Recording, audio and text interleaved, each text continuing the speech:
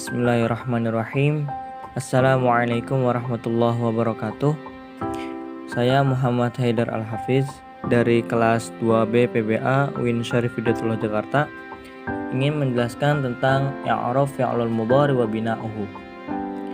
Sebelum kita masuk kepada pokok pembahasan, ada baiknya lebih dahulu kita mengetahui apa itu i'rab dan apa itu bina. I'rab sendiri itu sudah dijelaskan di dalam kitab Ajrumiyah bahwasanya al-i'rabu huwa taghyiru awakhiril kalimi li ikhtilafi awamil ad-dakhilati 'alaiha lafdhan aw taqdiran.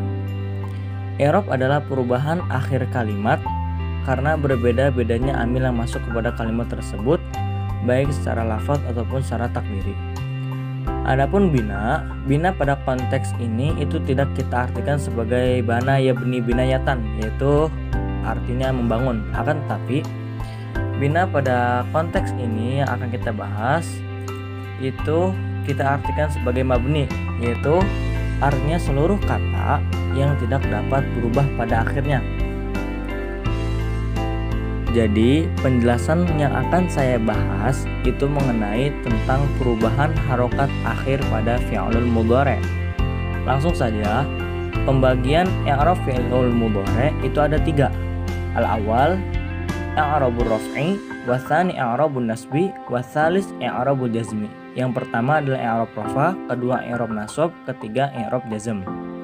Amma bina'ul fi'lul mudhari' itu ada 2. Al-awwal mabni 'alal fathi, wa tsani mabni 'alas sukun. Yang pertama yaitu mabni 'alal fathi, yaitu harokat akhirnya harus berupa fathah. Karena mabni jadi dia tidak bisa berubah digantikan menjadi kasroh ataupun sukun. Yang pertama. Yang kedua yaitu mabni 'alas sukun, itu harokat akhirnya harus berupa sukun. Karena dan ini juga mabni, maka tidak bisa dirubah menjadi fathah ataupun kasroh. Baik, seperti itulah pembagian dari i'rab serta bina fi'lul mudhari'. Langsung saja kita masuk kepada pokok pembahasan yang pertama. Pokok pembahasan yang pertama yaitu i'rabul mudhari'. Al-awwal yarfa'ul mudhari', yaitu rafa'nya fi'il mudhari'. Ketika apa rafa'nya fi'il mudhari' itu? Yaitu ketika idza lam tasbiqah adatun nasbi wala adatun jazmi, yaitu ketika fi'il mudhari' ini tidak bertemu dengan adat nasab wala adatun jazmi dan tidak juga bertemu dengan adat jazm. Maksud adat di sini yaitu sama halnya seperti awamil atau huruf. Jadi fi'il mudhari' ini tidak bertemu atau tidak didahului awalannya itu dari huruf nasab ataupun huruf jazm. Contohnya yaitu ini saya kutip contohnya dari kitab An-Nahwu Al-Kahfi surah Al-Muzammil ayat 20, yaitu wallahu yuqaddiru laila wan nahar. Yaitu kalimat yuqaddiru itu mudhari marfu'. Kenapa mudhari marfu'? Yaitu li'annahu lam yasbiqah nasban wala jaziman. Dikarenakan yuqaddiru ini tidak bertemu di depannya atau tidak didahului oleh nasab ataupun jazm. Wallahu yuqaddiru laila wan nahar. Jadi karena ini rafa, jadi harokatnya jelas akhirannya yaitu dhammah yuqaddiru. Ini dikarenakan itu tadi karena tidak kemasukan amil-amil dari nawasib serta amil-amil dari jawazim. Tsani yansibul mudhari', yaitu nasabnya fi'il mudhari'. Ketika apa nasabnya fi'il mudhari' itu? Yaitu ketika idza sabaqah min awamilin nawasib, yaitu ketika fi'il mudhari' ini, fi'il mudhari' tersebut itu kemasukan atau didahului oleh amil-amil nawasib, didahului oleh huruf-huruf nasab. Yaitu apa saja? Yaitu an, lan, idan, kai, wa ghairi dzalik. Contohnya itu sama seperti nomor 1, yaitu saya kutip dari kitab An-Nahwu Al-Kahfi. Allah berfirman di dalam surah Al-Ahzab ayat 37, yaitu likai la yakuna ala mu'minina harajun. Kalimat yakuna itu adalah mansub. Kenapa mansub? Karena didahului oleh huruf nasab yaitu kai. Wa alamatun nasbihi fathatun. Coba kita lihat yakuna itu nunnya akhirnya itu berharokat fathah. Fathahnya itu adalah jelas. Maka wa alamatun nasbihi fathatun dhahiratun fi akhirih, yaitu fathahnya jelas pada akhirnya. Karena dia mansub menjadi fathah. Kenapa fathah? Karena dia kemasukan amil nawasib yaitu kai. Wasalith yajzimul mudhari', yaitu jazmnya fi'il mudhari'. Ketika apa jazmnya fi'il mudhari' itu? Yaitu ketika idza sabaqah min awamil jawazim, yaitu ketika fi'il mudhari' tersebut itu kemasukan atau didahului oleh awamil dari jazm, huruf-huruf jazm. Yaitu apa saja? Yaitu lam, lamma, lamul amri, lan nahi wa ghairi dzalik. Contohnya itu sama seperti sebelumnya, saya kutip dari kitab An-Nahw wal Kahfi.